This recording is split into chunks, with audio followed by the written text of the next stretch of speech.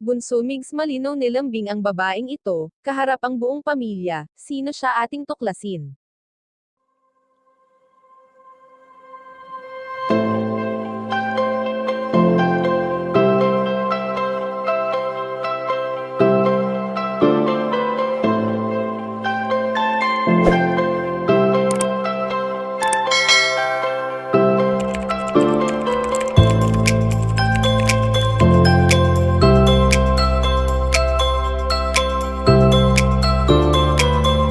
Kilala naman natin si Bunso Migs Malino na mabait, maalaga at hindi nawawala ang pagiging sweet nito sa mga taong malalapit sa kanya.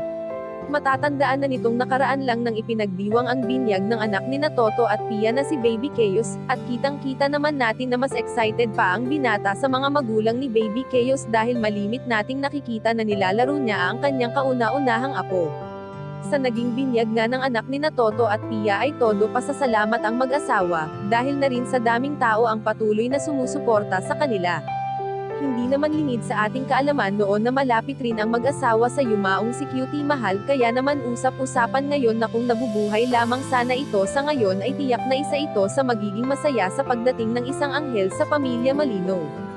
Samantala ayon sa aming impormasyon na nakalap na harap-harapan na nilalambing ni Bunso Migs Malino ang babaeng ito, kahit pa man kaharap ang kanyang buong pamilya.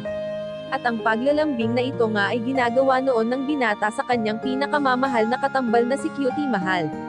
Sa sobrang sweet nga ng dalawa, ay marami ang kinikilig sa kanila na maging ang mga senior citizen na tagapanood nila ay talaga namang natutuwa sa kung ano ang namagitan noon kay Bunso Migs Malino at Cutie Mahal.